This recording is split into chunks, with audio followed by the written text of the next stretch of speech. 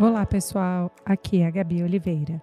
Eu sou professora, antropóloga, mãe de 2 e moro aqui nos Estados Unidos. E esse é meu podcast Uma Estrangeira. Hoje no episódio eu converso com a incrível Gisela Gueiros. A Gisela é historiadora da arte, é educadora e fundadora do Gisela Project. Vocês têm que ir lá conferir no Instagram, pessoal. Tudo que tem a ver com arte, a Gi está fazendo muito bem nos Estados Unidos e no Brasil. Ela faz tours guiados lá em Nova York, ela tem projetos com vários artistas, ela representa artistas incríveis e ela, para mim, é tipo a minha guru do mundo da arte, tá? E além de tudo isso, ela é uma amiga querida de muitos anos e vocês vão ver no episódio que a gente fala, eu falo para ela que eu tenho a lembrança da primeira vez que eu a conheci. Ela também é mãe de 2 meninos, de São Paulo, mora em Nova York desde 2007 e tem uma carreira super legal e eu acho que vai inspirar muita gente aí em pensar na própria trajetória, tá? Espero que vocês gostem do episódio hoje com a queridíssima Gisela Gueiros.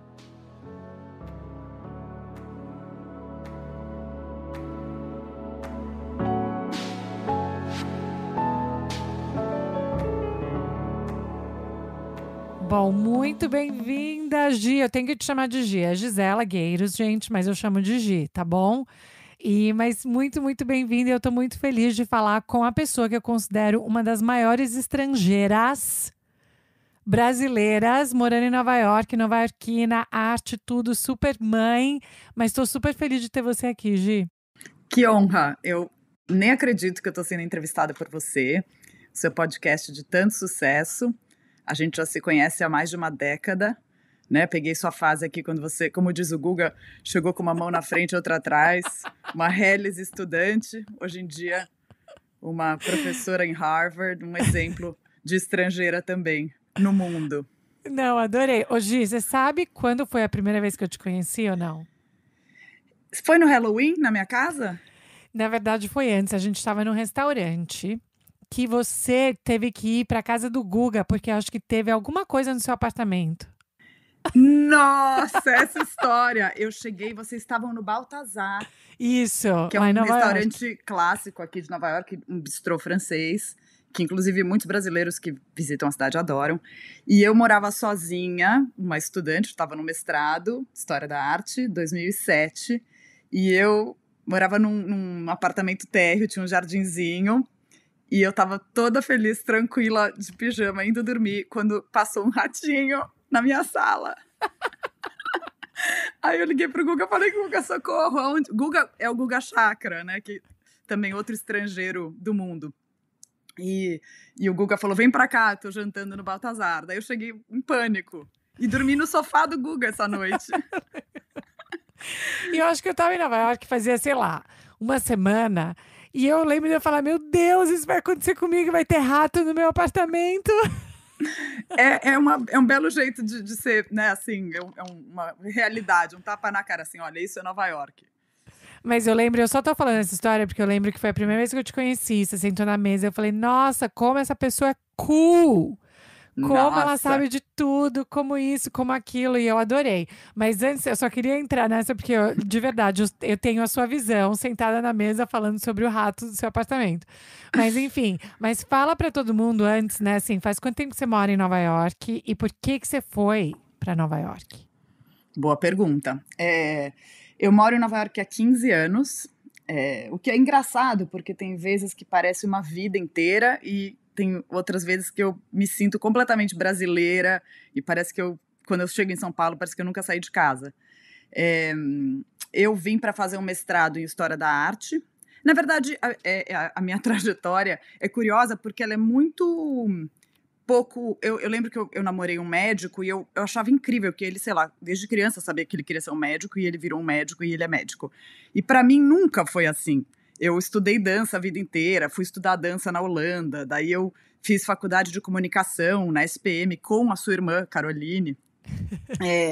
Aí eu trabalhava com jornalismo de moda, meu primeiro emprego foi com a Glória Calil, no site Chique. Depois eu resolvi que eu queria fazer artes plásticas na FAAP, então assim, eu me formei em comunicação social, fui fazer outra faculdade em artes plásticas, né, e aí... trabalhei muito tempo com a Joyce Pascovitch como jornalista, trabalhei em galerias em São Paulo, a Casa Triângulo, a Marília Hazuki. E, a uma certa altura, eu vim fazer uma feira de arte com a Marília Hazuki em Miami. E quando eu cheguei aqui, na verdade em Miami, eu falei, eu preciso morar fora de novo. Eu já tinha morado na Holanda e falei, eu gosto muito dessa experiência, eu ainda sou jovem. E vim fazer um mestrado em História da Arte, sem saber que era o começo de uma nova fase na minha vida. Então, foi isso. Cheguei em 2007, fiz um mestrado em História da Arte e cá estou. Casei com um americano, né? Sim, Thomas, que não podemos esquecê-lo, claro. Exatamente. Mas hoje, e você já, quando você estava pensando, porque você fez, né, comunicação, então você já estava nas artes de alguma maneira. E isso foi algo desde pequena, porque você falou, tudo bem que o ex-namorado médico já sabia que era, mas talvez você já tinha uma pegada das artes, dança, né, moda, enfim. Cultura, super. Sim. Bom ponto. Sim, claro, eu acho que eu sempre fui apaixonada por artes, assim, eu lembro que eu estava, sei lá, na segunda série, e a gente estava aprendendo o que era pesquisa. E aí cada pessoa podia escolher um assunto e pesquisar, e eu já pesquisei uma pintura, era uma pintura do Modigliani, uma menina, chamava A Menina em Azul, e eu apresentei para minha classe. Basicamente é o que eu faço hoje em dia, né? Uma das várias coisas que eu faço hoje em dia é visitas guiadas em galerias e museus. Então, é claro, já estava lá, né? Ou mesmo quando eu penso hoje em dia que eu trabalho me apresentando ou apresentando artistas, mesmo o meu background em dança aparece. Ou comunicação. Eu estou o dia inteiro falando com clientes ou potenciais, né, pessoas que vão fazer meu tour. Então, tudo que eu fiz, claro, eu uso hoje em dia, né?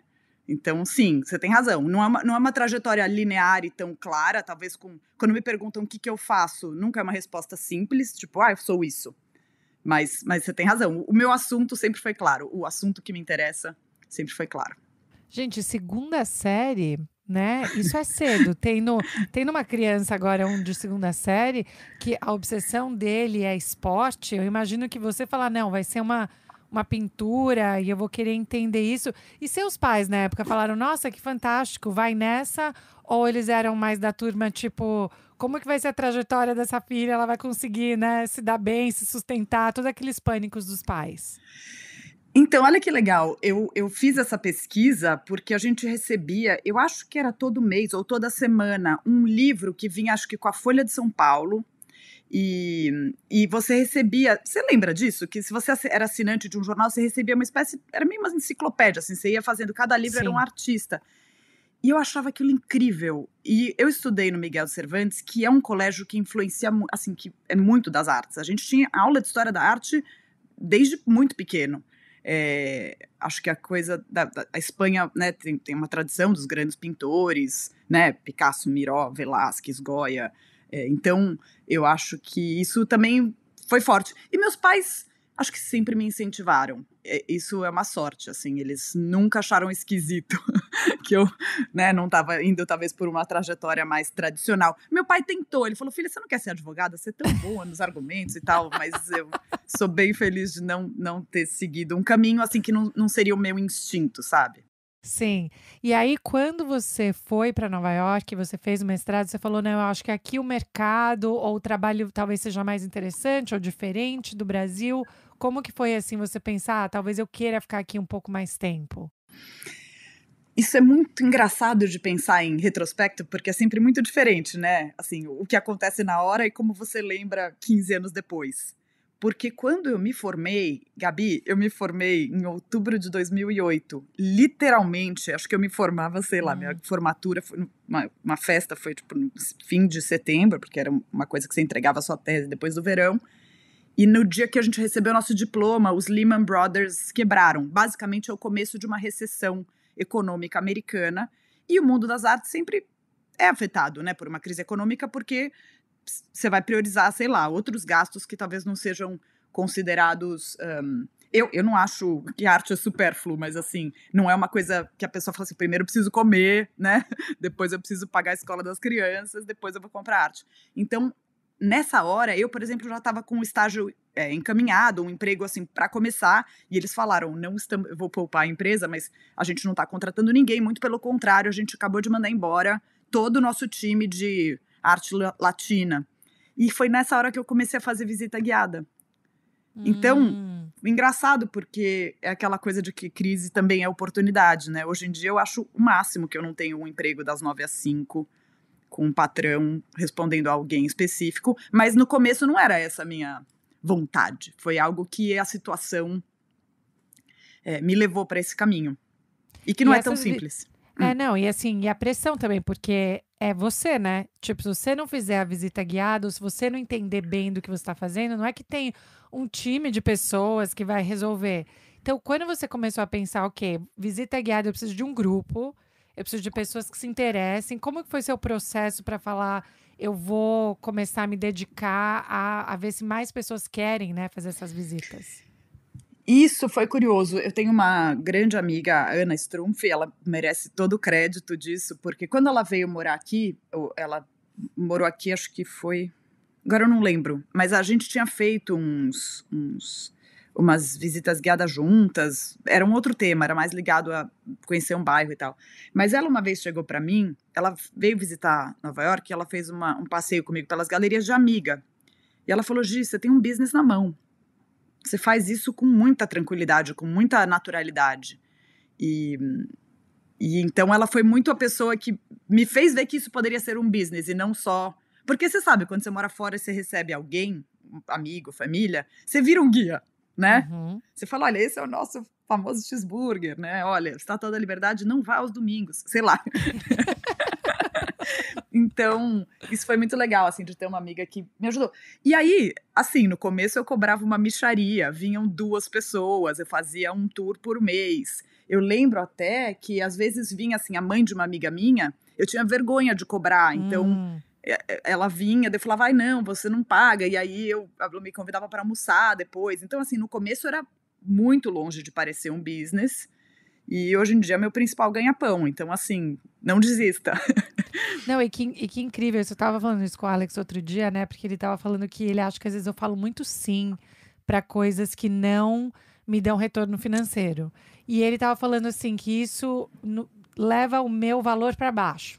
Toda vez que eu não falo assim, qual que é a retribuição financeira, qual que é não sei o quê, que eu coloco o meu valor para baixo nisso. Mas eu sinto que eu sempre tive muito problema em estabelecer essa relação, porque eu amo o que eu faço, né? Então, assim, mas eu quero também o valor monetário que tá naquilo. Como que foi o seu processo de falar, tá, eu amo o que eu faço, mas eu vou ter que colocar meu pé no chão e falar, olha, gente, eu tenho que cobrar e a vida que segue. Tudo bem se vem amigo do amigo, mas eu tenho que cobrar. Isso é um tabu que ficou bem pra trás na minha vida. Hoje em dia eu não tenho problema nenhum em cobrar. Que ótimo. Então mas fala de como fato, foi. demorou. Mas fala, porque eu acho que muita gente tem tabu, e mulheres especificamente. Vou te falar uma coisa muito legal. Eu tive uma psicanalista israelense, Galit, maravilhosa, que me ajudou muito nessa fase, porque ela percebia que eu tinha um tabu com a questão de cobrar, ou enfim, até de falar de dinheiro. E ela falou assim, aqui na nossa consulta, sempre que você estiver falando de dinheiro comigo, você não vai falar de dinheiro, você vai chamar de liberdade. Você vai falar, quanta liberdade eu quero? Ela mudou minha vida. Mudou muito meu jeito de pensar nisso, porque eu falava, eu preciso de tanta liberdade. Outra coisa que aconteceu, veio um psiquiatra no meu tour uma vez, psicanalista e psiquiatra, ou seja, um psiquiatra que tem uma prática de consultório. E aí, na época, eu cobrava acho que $70 a visita guiada, então era mais difícil, assim, de você saber quanto a pessoa estava te pagando. Ela te dava um bolinho, uma nota de 50, uma de 20, ou várias notas de 10. E eu lembro que no fim do tour, eu falava, gente, então agora é hora de me pagar. 10 pessoas iam me dando o dinheiro e eu, tipo, punha na bolsa. Daí ele foi o último a me pagar, ele olhou pra mim, ele chama Luiz.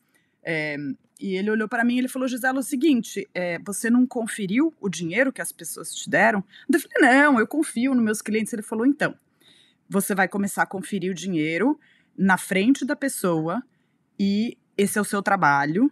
E se a pessoa te pagou a menos ou a mais, você vai contar o dinheiro na frente dela. Porque se você chegar em casa e for conferir o dinheiro e não tiver certo, como é que você vai fazer?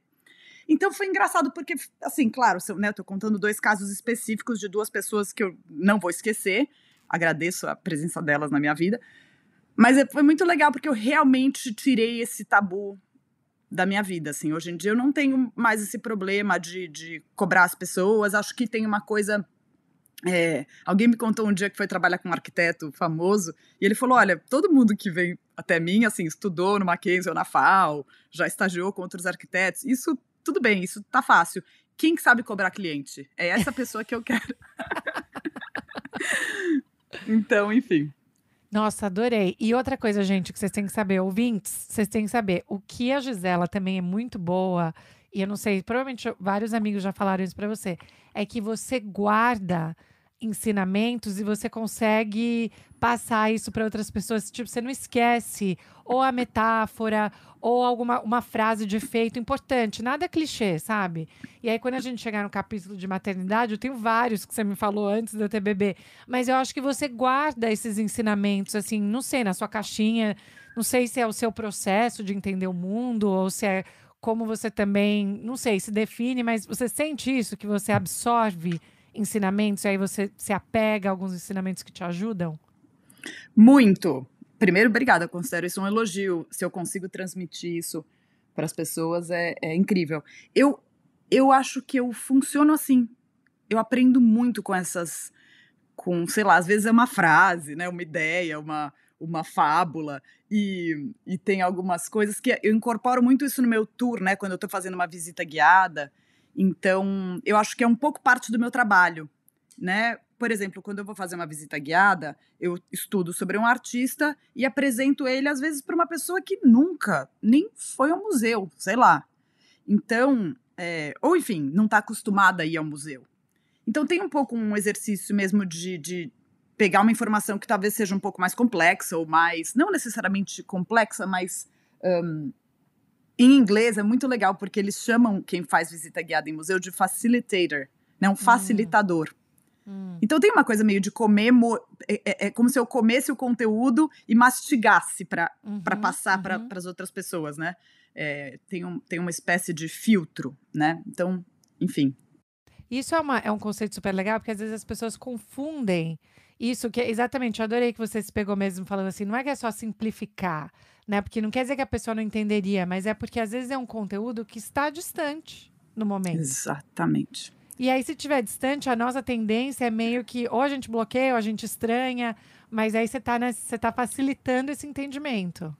Exatamente. E eu realmente acredito que quanto mais a gente estuda um assunto, e você que é uma PhD, uma estudiosa, deve saber exatamente o que eu estou falando, é que quanto mais a gente estuda um assunto, de fato, mais a gente percebe que a gente não sabe. Ou que mais tem para saber.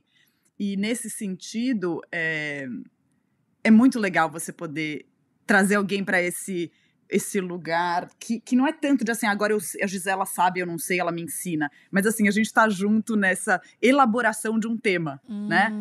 O tema como se qualquer tema fosse um organismo vivo, que você aprende conforme você ensina, né? Sim, sim. Talvez até, né, quanto mais você estuda, mais você aprende. Então, para ensinar, eu também acho o melhor processo. Uma das coisas que eu também fico pensando, como você falou até no começo, né? Assim, você começou essa carreira nos Estados Unidos no meio de uma recessão econômica brutal, né? Tipo, eu ainda fico pensando em 2008 também. Eu me formei em 2009, assim, não tinha ninguém arranjava emprego, né? Assim, quando... Então, tudo isso você foi super empreendedora no sentido de falar, eu preciso cavar a minha própria história estando aqui. Você pensou em falar, não, eu vou voltar para o Brasil, porque talvez lá eu já tenha uma rede, eu já conheça mais pessoas, ou você falou, não, eu quero ficar aqui, e eu não lembro se já tinha Thomas na jogada ou não. Eu acho que o estrangeiro, ele, mesmo que ele nunca volte para o país de origem, ou que ele não fantasie sobre isso, é uma questão que vai te acompanhar para sempre, né, Gabi? Mesmo na pandemia, o tanto de brasileiros que moram aqui, que foram passar a pandemia no Brasil, né? Ou gente que de fato voltou para ficar. Eu acho que eu vou para sempre fantasiar sobre voltar para o Brasil, porque dá essa ilusão de que, né, lá talvez seria mais fácil, porque a gente tem, né, uma rede, a gente conhece todo mundo desde que a gente nasceu, sei lá, na cidade onde você mora, você tem uma rede de apoio que talvez um estrangeiro nunca vai ter, né? Você nunca vai ter um amigo de infância em Nova York, a não ser que você dê a sorte de seu amigo de infância mudar para a mesma cidade que você. Mas não, eu acho que não.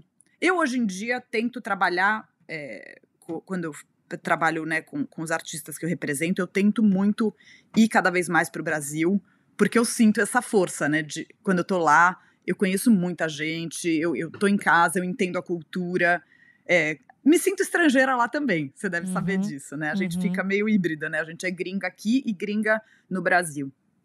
Mas enfim, então eu tenho esse amor fatal pelo Brasil, acho que eu sempre vou querer passar o máximo de tempo possível que eu puder lá, mas acho que meu lugar é aqui.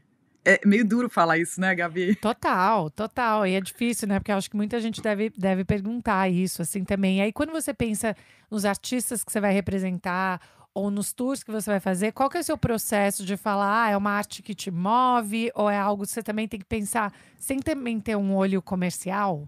Ou não?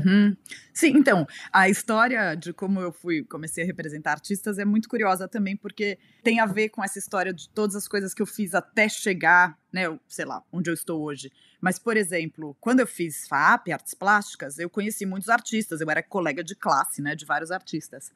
E um deles, o André Feliciano, veio fazer uma residência artística aqui, acho que foi em 2013. E quando ele estava indo embora, ele falou, Gisela, você não sabe, eu tô cheio de obras de arte que eu produzi nesse tempo aqui em Nova York, mas eu não vou conseguir levar para o Brasil. Você tem interesse em ficar com elas na sua casa? Não sei, fazer alguma coisa? Eu falei, André, hoje à noite, vamos...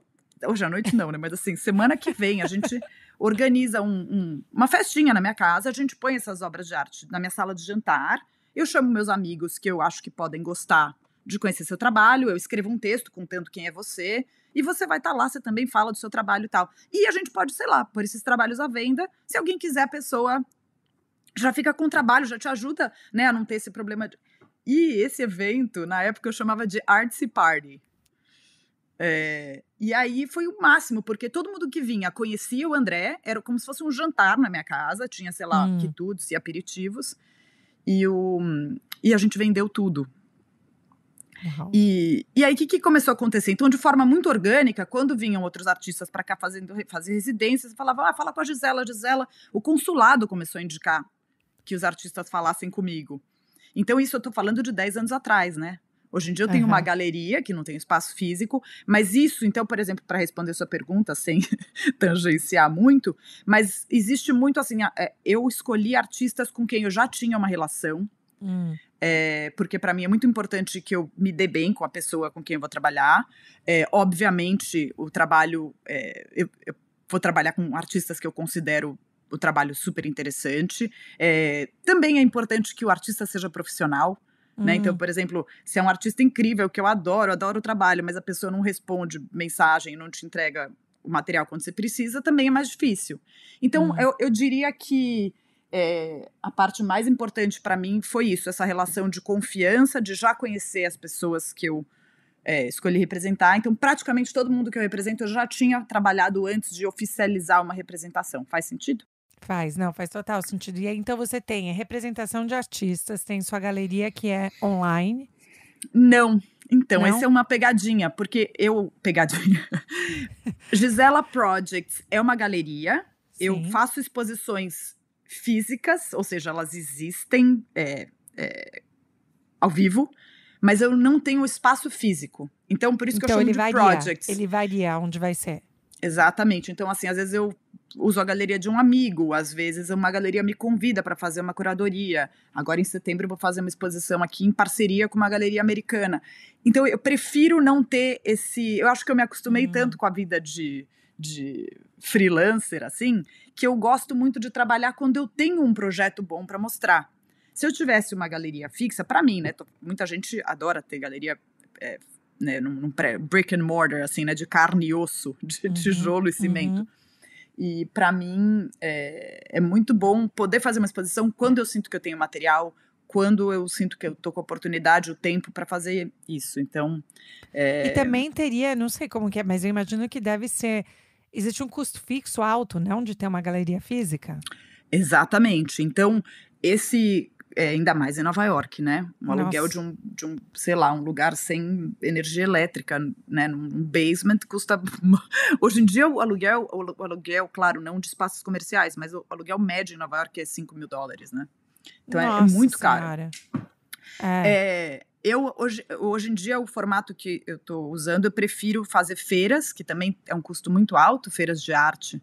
Eu tô fazendo 3 em São Paulo e tô torcendo muito para que em dezembro eu consiga fazer uma feira nos Estados Unidos.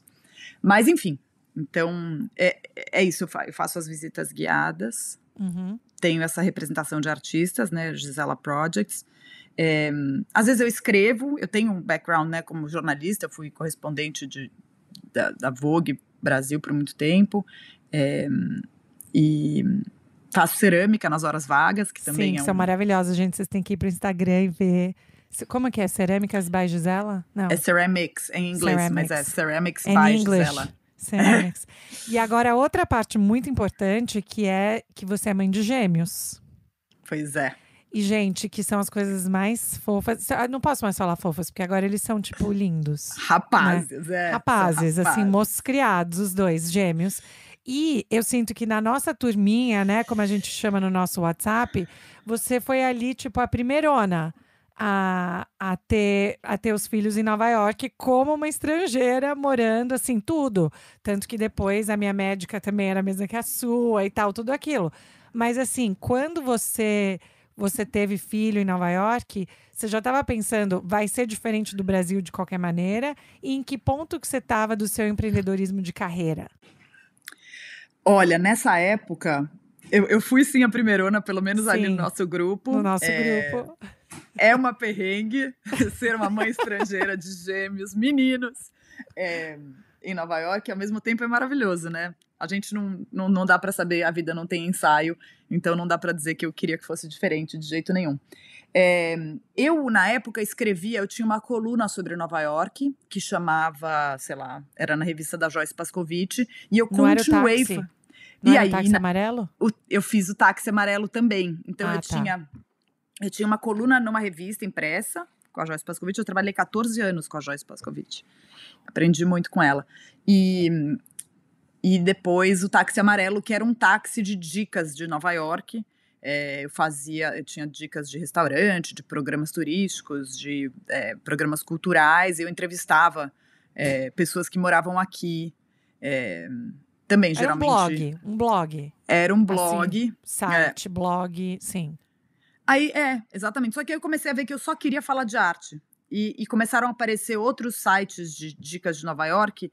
E eu comecei... Engraçado que quando você vem para Nova York no começo, você quer ir no restaurante do momento, você quer fazer o programa turístico clássico. E quando você começa a morar aqui há mais tempo, você quer fugir do restaurante do momento. Você não sabe nem como chega na Estátua da Liberdade. Então, também começou a mudar muito o tipo de coisa que eu queria recomendar. Não era o tipo de coisa que eu acho que os turistas iam querer ver. Não sei, também tem um público que adora, né? Um roteiro mais alternativo. Mas eu morava no Brooklyn, as pessoas nem sabiam onde era o Brooklyn direito, assim, né? Naquela época. Hoje em dia tá um pouco mais pop. Sim. E aí você estava nesse momento quando você teve os meninos? Sim. Então eu continuei fazendo tudo. Trabalhava de casa. Acho que eu ia menos aos restaurantes badalados também, né? E aí, quando você ficou grávida, enfim, você soube que eram gêmeos e tal, muita gente me pergunta isso assim, nossa, mas não é muito mais fácil ou melhor, né, ter filho no Brasil e não sei o quê. E você tinha essa ideia que nos Estados Unidos seria diferente ou não? Você meio que estava assim, não, gente, eu moro aqui, a vida é aqui e eu não vou ficar me preocupando se é o que é igual ou diferente. Putz.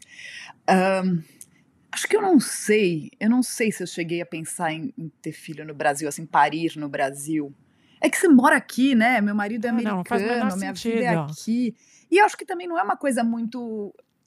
Um pouco é o que é, né? É o que é. Você quer ir pra sua casa depois que seus bebezinhos saírem da maternidade, né? Você quer pôr eles no bercinho. Mas eu confesso, quando eles fizeram 3 meses e tomaram, sei lá, a última vacina, eu enfiei eles no... Eu lembro que tirar foto do passaporte, assim, a cabeça tinha que estar reta, a cabeça deles não ficava reta. Então, tipo, a gente deitou eles num travesseiro, tirou a foto de cima, assim. E quando eles fizeram 3 meses, a gente entrou num avião e ficou 3 meses no Brasil, curtindo a praia. Então, eu fiz uma espécie de licença maternidade, continuei trabalhando, escrevendo. Tinha uns posts acumulados, mas tem essa coisa, né? Dá muita saudade de casa, de estar perto da mãe, do pai, de ter esse conforto que é, sei lá, a comer a nossa comida, sei lá, né? Coisas assim. Não, e gente, e de novo, é que vocês não fazem ideia do quanto, tipo, tudo que você precisa, você pede pra Rádio Gisela. Eu lembro, depois que eu tive o Jack, eu falava, eu quero comer feijão. Você tinha a pessoa que mandava o feijão. Eu quero não sei o quê, tudo tinha. Mas assim, eu lembro que antes de eu ter o Jack, eu lembro que você me deu vários conselhos bons, de verdade. E um deles, né, foi a questão de ser mãe boa o suficiente, né? E de prestar atenção em si mesmo, e se cuidar e fazer aquilo que você sempre fala, né? De colocar a máscara. Como que você explicava isso? Fala, eu não Era quero assim, falar porque você que me contou. era assim. E também aprendi com a minha psicanalista, que também era mãe de gêmeos. Eu fiz psicanálise com 2 mulheres incríveis, a Raquel e a Galit, e ambas eram mães de gêmeos. Eu até falo que eu puxei delas, porque eu não fiz tratamento e tive gêmeos, mas não era uma coisa assim que falavam que ia ter na minha família, então eu peguei delas. E a Por Galit terapia. Exatamente, por osmose, de tanta projeção que eu fiz nas minhas terapeutas. E a Galit falava, antes de colocar a máscara de oxigênio na pessoa ao seu lado, coloque em você mesma, né? Porque se você não tá bem, você não consegue cuidar dos outros. Então esse era o ensinamento da maternidade. E eu pensava muito nisso, porque assim, imagina, com 2 de uma vez, né? Não foi nem isso que eu tive, mas eu lembro de pensar assim, que eu não esperava como eu fosse me sentir depois de ter filho. Eu não sabia como que ia ser aquilo, se eu ia sentir que eu ia me perder, ou se eu ia perder minha identidade. E eu lembro que você sempre foi muito aberta, falando que são coisas que a gente tem que, né, sempre pensar. E eu lembro de você contar uma história, acho que foi de uma primeira viagem que você fez, acho, para Bahia. Pode ser? Nossa, essa história, Gabi, que memória. Então, fala. Essa história foi incrível. Ou melhor, ainda mais em retrospecto, né? Porque quando você tá fazendo, você vai fazendo. Tem uma revista de arquitetura muito respeitada, que chama Architectural Record. E me convidaram para escrever uma matéria sobre o Márcio Kogan, que é um arquiteto brasileiro fabuloso. E era uma casa na Bahia, só que eu tava em Nova York. Aí ela perguntou, você vai estar no Brasil algum momento tal? E eu falei, putz, eu acho que eu vou. Quando meus filhos fizerem 3 meses, eu acho que eu vou. Ela falou, você faria uma matéria pra gente? Eu falei, claro. Por que não? E aí, também, né, pensando nessa questão financeira, recebi um dinheiro decente, assim, e eu tinha que passar o dia na Bahia para conhecer a casa.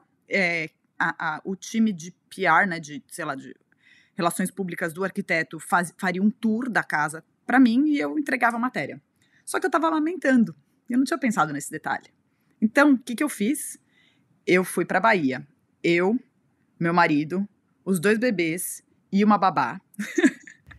E eu não contei nada para eles. Aí eu fui, fiz o tour da casa com ela e meu peito começou a inchar. Não sei quem já amamentou aqui no podcast, mas meu peito começou a inchar. E ela assim, aqui é a cozinha, e meu peito assim, latejando. Aí eu falei assim, Mariana, eu vou precisar de uma pausa estratégica. Aí o Thomas de táxi veio me encontrar, eu sentei na calçada, eu amamentei os meus filhos e eu voltei pro tour. E, enfim, a matéria foi entregue, mas basicamente todo o dinheiro que eu ganhei foi gasto comprando passagens para a família, para passar um dia em Salvador. Mas é isso, né? Não me arrependo. Eu acho que tem uma coisa legal de pensar que até nisso, claro que meus filhos eram muito pequenininhos, mas você tá dando um exemplo para os seus filhos, de uma certa forma, de que você tá ali não desistindo de ser quem você é porque você virou mãe, né? Isso eu acho que é assim, exatamente essa frase, eu acho ela muito poderosa. Porque eu acho que é muito uma reflexão que às vezes deixa. Não ter uma resposta fixa. Porque às vezes você tem sensações diferentes e às vezes a gente, né, carrega muita culpa. Como que não? Eu tenho. Tipo, eu acho que assim, eu tenho. É ótimo quando eu não tenho culpa, mas eu acho que o meu. Como que é? O meu default é culpa, é culpada. Sim. Sim, tipo, o estado base é sempre estar culpada, Isso, né? Exato. Mas para mim, a história de você ir para Bahia, o que eu acho fantástico é assim, que as crianças eram pequenas, você quis fazer alguma coisa que você sabia que ia te dar aquela sensação de que você não desistiu de você mesmo, né? E você fez, tipo, tudo aquilo e tinha muita gente ali junto com você te apoiando, seus bebês, seu marido, a babá, né? Então eu acho que assim, é aquela coisa da vila, de todo mundo ali junto falando, não, você não precisa desistir de você mesmo. E mesmo sendo um exemplo pequeno, eu sempre penso nele. Olha que louca. É incrível. E você sabe que eu acabei pedindo para o Thomas assinar comigo a matéria, até porque era em inglês e ele, né, super editou e revisou. Mas tem uma coisa muito legal também, né, do Thomas ter ido comigo, coitado, passar um dia em Salvador e ficar segurando esses bebês, provavelmente chorando, enquanto eu analisava, sei lá, né, a casa toda aberta, uma varanda linda. Mas é isso. Escrevi para Architectural Record, né, com bebezinhos de 4 meses ali sendo meu staff. Sim, e eu acho que hoje em dia, talvez se a gente. Eu acho que hoje em dia, não sei você, mas tem muita coisa que a pandemia também nos deu que tem umas coisas que não são mais tanto tabu, né? Então, por exemplo, se você tivesse nesse momento falasse, eu tenho que levar meus bebês e eu vou parar para amamentar, talvez não fosse o que foi, né, uma década atrás, você não acha? Total. E assim, de novo, né, eu acho que não tem problema nenhum, né, o que eu fiz. Eu não acho que eu fiz uma coisa assim, ai, que vergonha, né, eu amamentei. Eu realmente encaixei, eu acho que existe pouco espaço para que isso seja falado, mas que sorte que cada vez mais, né, assim, Uhum. não seria estranho falar, gente, peraí, preciso de uma pausa de alguns minutos porque eu vou amamentar meus filhos, né. Ainda mais quando, sei lá, você tá lidando com alguém que talvez não tenha tido filho, ou que nem queira ter filho, ou que é um homem e que, né, não tem nenhuma, como é que fala, referência para ter empatia, né? Porque, por exemplo, quando eu fui falar né, de como eu estava me sentindo, quem já foi uma lactante sabe do que eu tô falando. Mas, de repente, a pessoa nunca amamentou, não quer amamentar, ela fala, gente, mas que loucura, trouxe o bebê pra Bahia, né? Então tem uma coisa que a gente tem mesmo que falar desses assuntos, porque não necessariamente as pessoas já passaram por isso, ou têm a obrigação de entender o caos que é Não, com né, a certeza. realidade de cada um. E aí, outra coisa também que eu sempre gostei da sua experiência de maternidade, aquelas, né, que fica projetando tudo, é que como você sempre estava na frente, para mim era meio que um mapa para ver o que estava acontecendo, né? Então, assim, o que que é ter uma criança de 3 anos em Nova York, 4 anos, 5 anos, para onde vai, que escola que pensa, como que tudo isso, né, acontece. Mas eu sempre te senti uma mãe tranquila. Eu sei que Hum, você pode ser tipo um patinho, sabe? Que as patas embaixo d'água estão a 1000 por hora e em cima tá tranquilão. Não sei. uhum. Mas eu acho que talvez pelo fato de ter gêmeos, você tinha que ser um pouco mais relaxada com algumas coisas que às vezes quando vem um só, a gente é mais nóia. Olha, é um bom ponto. Uma coisa muito engraçada que acontece quando, né, você tem gêmeos bebês é que eu lembro, por exemplo, de ver alguma amiga ou, sei lá, né, alguém próximo que fala assim: "Ai, meu filho só dorme no colo". Daí eu olhava meio que ria com o Thomas, porque eu falava: "Gente, eu não tenho essa opção". Quando você tem filhos gêmeos, não tem como você pôr os 2 para dormir no colo. Então, assim, eles têm que dormir no berço. Sim. Assim como quando eu via uma mãe jantando fora com aquele bebê conforto, assim, do lado da cadeira do restaurante, eu quase chorava. Eu falava, gente, eu não acredito que essa mulher consegue jantar fora e levar um bebê. Eu nunca pude fazer isso. Então, de fato, eu acho que a gravidez de gêmeos, ou a maternidade, ser mãe de gêmeos, no meu caso, me obrigou a ser muito prática. Eu já sou prática, eu acho que por definição. Os Estados Unidos têm um lifestyle, né? Ninguém passa roupa. Na maternidade, por exemplo, eu achei muito engraçado quando eu vi depois minhas amigas tendo filho. Aqui o bebê usa um uniformezinho unissex da Sim. maternidade. No Brasil, pelo menos as minhas amigas, claro, né? Não tô falando de todo mundo. Mas assim, usava roupinha de linho engomado. Aí o bebê dava uma golfadinha, trocava o look, né? Então, ou mesmo a coisa de visitarem na maternidade, né? São realidades muito diferentes aqui. Ninguém visita ninguém na maternidade, né? Mas eu acho que sim, eu tenho um lado bem prático, como mãe, muito prático. E isso eu acho muito legal também, porque eu gosto disso. Eu acho que essa praticidade dos Estados Unidos é algo que para mim sempre bateu com a minha personalidade. Só que eu não sabia necessariamente antes de vir para cá que eu ia estar tão alinhada com essa praticidade, porque às vezes eu sou acusada de ser fria e muito, sabe? Enfim, eu sou capricorniana. Qual que é seu signo, Eu Gê? sou Libra, mas eu tenho um Libra. Saturnão no ascendente, que é praticamente um Capricórnio. Mas assim, sabe? Então eu acho que às vezes a minha personalidade bate com isso. Eu me sinto meio ângulo no sentido que eu sou super pontual. Enfim, Sim. tem várias coisas assim que eu aprecio, mas eu também sinto falta da informalidade, afeto, espontaneidade brasileira. Eu acho que você tocou num ponto muito divertido, porque primeiro, assim, pra mim a coisa mais chocante foi começar a ver festa de criança aqui versus festa de criança no Brasil. Primeiro que aqui tudo tem hora pra começar e acabar, e assim, é praticamente ser empurrado pra fora da festa quando acaba. E aí a gente foi numa festinha de algum amiguinho na escola, e era assim, era uma salinha, acho que não tinha nem janela, aí tinha, sei lá, uma gincana de meia hora, pediu uma pizza Domino's, assim, a criança comia num guardanapo, e quando acabava, até tinha lembrancinha, mas também era assim, um apito. E as pessoas, e você ia embora, tinha que ir embora. E o que eu acho legal de ser gringa nesse sentido é que quando eu faço uma coisa estranha, por exemplo, aqui em casa tem arroz e feijão todo dia, daí minhas amigas americanas me acham assim, a brasileira. Só que quando eu chego, sei lá, em São Paulo, e eu falo, gente, que saudade, sei lá, não é meu caso, mas de comer um bagel, vão falar, nossa, como ela é gringa. Sim. Então você começa também a ter essa desculpa de que você pode ser a gringa e tá tudo certo, né? Você faz o que você acha que é bom pra você e você tem essa desculpa dos dois países. Não, isso é verdade. E como que você se sente participando de assuntos controversos numa cultura ou na outra? Porque às vezes eu acho que se tá rolando um negócio político no Brasil e a gente fala alguma coisa, às vezes o pessoal fala, você nem mora aqui, você tá falando aí de barriga cheia, você não tem os problemas que a gente tem. Aí a gente participa num lance aqui, mas às vezes eu sinto que é incompleto, porque não é que eu cresci com isso, sabe? Como que você se sente participando nisso? Eu me sinto híbrida e esquizofrênica, assim, no sentido de que é bem o que você falou. Por exemplo, eu acho muito engraçado, eu tenho um grupo de amigas bem unidas, assim, são todas americanas, menos eu, e tem alguns momentos em que eu falo, caramba, quando elas vão falar, por exemplo, de ter tido uma fraternity, né, o que é tipo a república quando você tá na faculdade, ou quando elas falam essas coisas, quem é brasileiro acho que não vai entender nada, mas que fala assim, eu era Kappa Gamma, que é tipo... Não faço ideia, essas nomenclaturas gregas de faculdade, de nome né? Exatamente, Nossa, elas chamam... eu não sei nada disso. Nem eu. Ou, por exemplo, elas falam, porque vocês lembram do seriado tal, mas assim, não era nenhum seriado desses que chegava no Brasil depois. Não era tipo, Friends. Não era Friends. Então, assim, eu às vezes me sinto muito... Eu acho que nesse assunto político é muito delicado, né? Porque a gente é obrigado a votar, mesmo morando aqui. Eu, inclusive, quando quis virar cidadã americana, foi uma das coisas que eu quis, porque eu queria votar. Eu falei, é muito estranho morar num lugar e não poder votar, por mais que eu saiba que o voto em Nova York acaba não fazendo muita diferença, porque, enfim, todo o sistema eleitoral aqui é diferente. Mas eu acho que essa é uma pergunta, assim, meio que a gente nunca vai se livrar dela, né, Gabi? Essa coisa de quando a gente palpitar em um assunto lá, a gente é gringa e a gente não sabe, e quando a gente tá aqui com amigas gringas, a gente também é latina demais, né? Acho que eu tento não sofrer muito com isso, mas acho que eu sofro, não sei. Não, mas eu acho que é meio... Eu gosto também da sua praticidade e pragmatismo, que eu adoro. É o que é, né?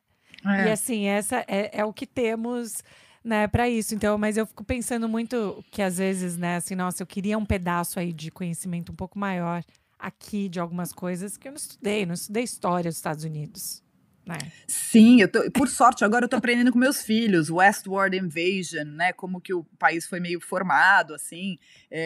Outro dia eu falei, gente, será que eu sei de cor os 50 estados americanos? Aí eu me forcei a memorizar, agora acho que eu já esqueci.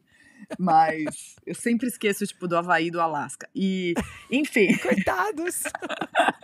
Os mais bonitos. legais. Exatamente. Não, mas isso eu acho interessante também, de pensar nessas partes geográficas e o que a gente vai aprendendo com as crianças. Eu sei que a gente tá quase no horário, mas eu tenho mais umas perguntas, tá? Mas uma das coisas que eu queria também muito te perguntar... Tem dois temas. Um tema é o tema da pandemia, especificamente, que eu acho que é interessante saber o que mudou aí na vida das pessoas. Mas ainda no tema do seu trabalho, que tem muito, né, com essa questão da arte, como que a gente... Eu tenho, às vezes, medo da arte no sentido de que eu acho que eu não sei o suficiente para apreciar.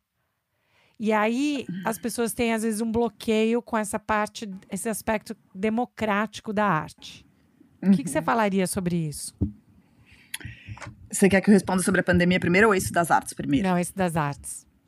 Eu acho que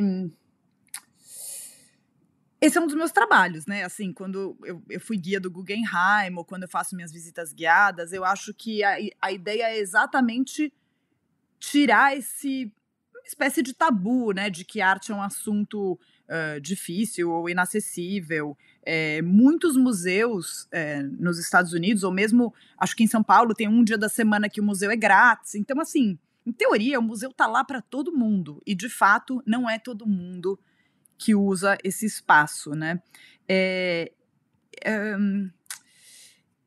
Eu acho que o segredo, não é o segredo, mas assim, você tem que escolher algumas pessoas desse assunto, né, que dominam esse assunto, né, de certa forma, e acompanhá-las, né? E aí acho que você pode, se você de fato tiver interesse em arte, você começa a... É um pouco como ouvir música, né? De repente, quando você compra um disco, você vai ouvir aquela música a mais famosa, né? A que tem o refrão mais... chicletoso. E depois você começa a ouvir aquela música 2, que já não era, né, a mais pop, a do single e do clipe, e você começa a gostar. Quando você vai ver, aquele disco você já não quer mais ouvir, você já tá ouvindo o disco da pessoa que influenciou essa cantora que você escuta. Então, assim, é uma viagem sem fim de ir se aprofundando. Então, talvez no começo você goste, sei lá, só dos mais famosos. Tipo, outro dia alguém veio fazer a visita guiada comigo e falou assim, eu só gosto do Van Gogh. Falei, legal, é um bom começo, mas se você for estudar o Van Gogh, provavelmente você vai se apaixonar pelo Gauguin. Se você for estudar o Gauguin, de repente você vai se interessar, né? E assim, é um pouco uma paixão para a vida. Eu acho que eu acho que é normal ter esse medo de achar que, né, eu não entendo, eu não conheço, eu não sei o quê, mas ao mesmo tempo, como qualquer outro assunto da cultura, né, você vai, quanto mais você vê, quanto mais você pesquisa, quanto mais você escuta, mais você vai se sentir à vontade, né? Falei que ela é a rainha da metáfora e da explicação. Esse negócio do disco da música, de escutar quem influenciou, fantástico esse paralelo. Já vou usar isso para o meu dia a dia. Formou. Agora, para a gente terminar aqui, é o último pedaço. A pandemia, sendo estrangeira, um dos meus maiores pânicos era esse negócio de ficar longe, né? E de não conseguir estar perto e ter isso. Como que você lidou isso, assim, nos últimos anos? Né? Saudade ou deslocamento? Ou como que foi essa realidade para você? Eu acho que quando começou a pandemia, eu fiquei muito apegada ao Brasil. Mesmo que virtualmente, assim, acho que me deu muita aflição o fato de que era proibido, né, estrangeiros entrarem nos Estados Unidos. Então, assim, meus pais que vinham muito para cá visitar os netos e tal, não puderam vir. Então, eu automaticamente, sempre que pude, mesmo no auge da pandemia, foi até motivo, assim, meio de, né, eu falei, teve um Natal, acho que foi 2020, o Natal de 2020, que eu falei pro meu marido, que é americano, eu falei, eu quero ir pro Brasil passar o Réveillon com a minha família. Ele falou, Gi, você não tem noção, os casos triplicaram, as pessoas no avião, porque todo mundo tá morrendo. Eu falei, Thomas, você não tá entendendo, tipo, pra você isso é uma viagem de turismo, pra mim é a minha casa, é a minha família, eu vou. E ele entendeu, a gente acabou indo, e eu acho que foi bem estranho, assim, ser estrangeiro nessa hora. Eu fiquei muito apegada, fui muito ao Brasil na pandemia, sempre meio passando medo. Inclusive, quando eu tive Covid, eu só tive uma vez até agora, em outubro eu descobri, porque eu tava voltando para Nova York e tive que fazer o teste. Então, Verdade. mas foi estranho, né, Gabi? Acho que você também tem uma coisa muito assim da sua família vir bastante para cá e a gente fica se sentindo meio...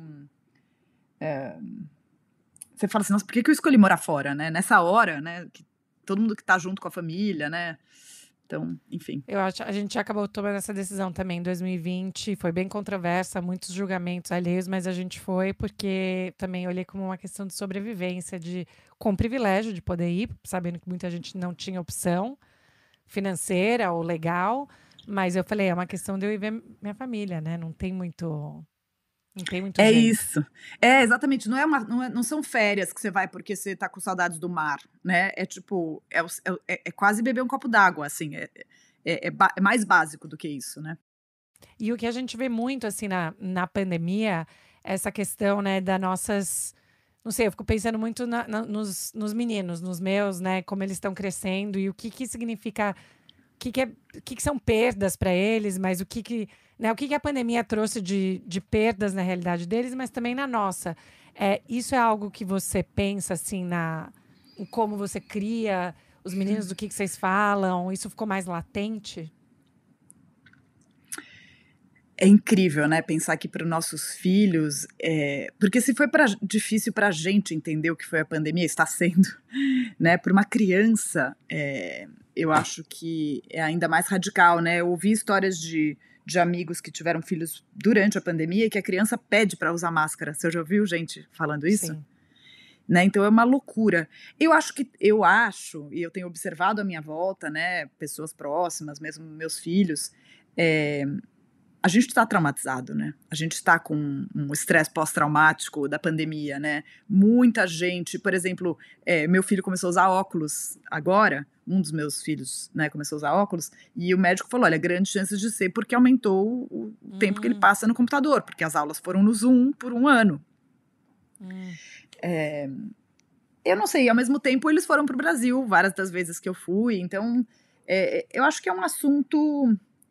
Não sei se a gente sente e fala, vamos falar da pandemia ao mesmo tempo, né? Você tem que discutir diariamente, tem que fazer, na escola tem que fazer o teste para voltar para a aula, daí o amiguinho tem Covid, aí não faz pledete com o amiguinho, né? Você fica um pouco, entrou na nossa rotina, né? Não sei, eu respondi a sua pergunta? Sim, não, totalmente, porque eu acho que essa questão, né, porque às vezes as pessoas falam muito, mas criança é muito resiliente, vai dar tudo certo, mas eu falo, mas às vezes os adultos não colaboram para essa resiliência, eles dificultam a vida das crianças, não tomam as melhores decisões. E aí eu fico pensando na minha responsabilidade em como facilitar esse papel de facilitadora, né, de coisas que às vezes são difíceis de processar, porque ficou no dia a dia, grudou no dia a dia deles.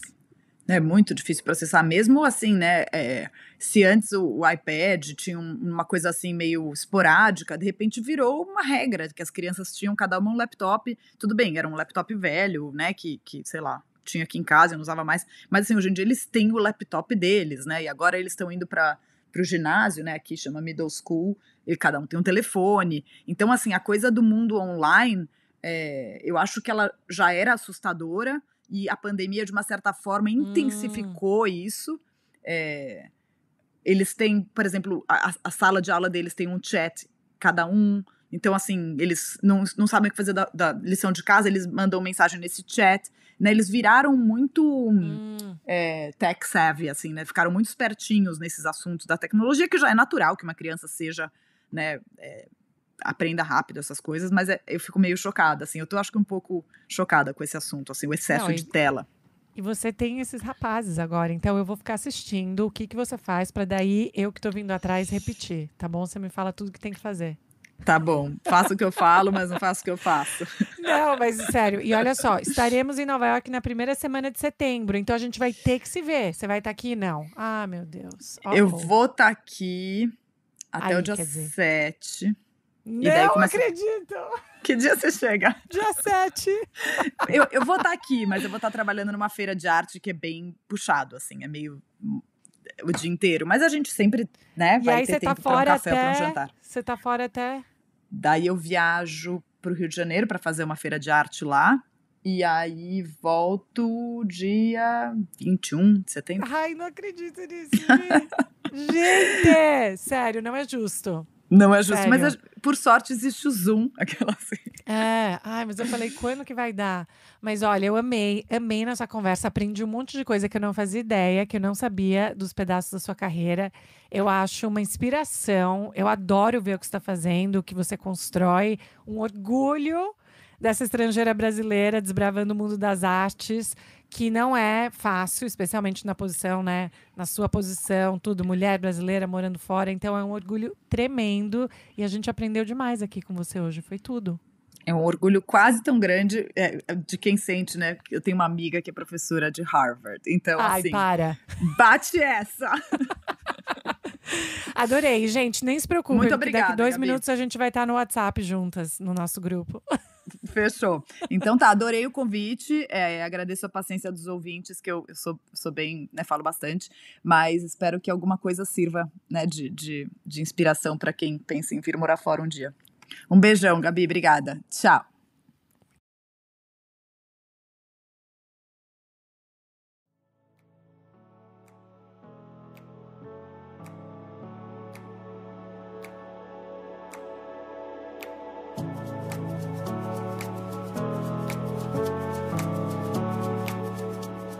E aí, pessoal, amaram ou amaram? Que carreira, que orgulho. É uma desenvoltura, não assim, falando da arte, eu sempre fico assim, babando o conhecimento que a Gi tem tão profundo sobre a arte, a visão dela, que é uma visão, né, de que a gente, qualquer pessoa, né, deve ter acesso e aprender sobre a arte.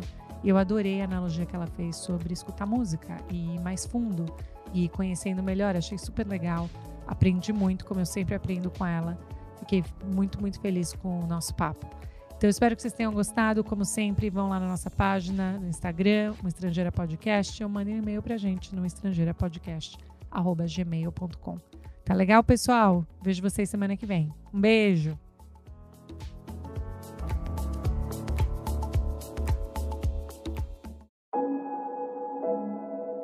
Esse podcast foi editado por Fábio Guerrara.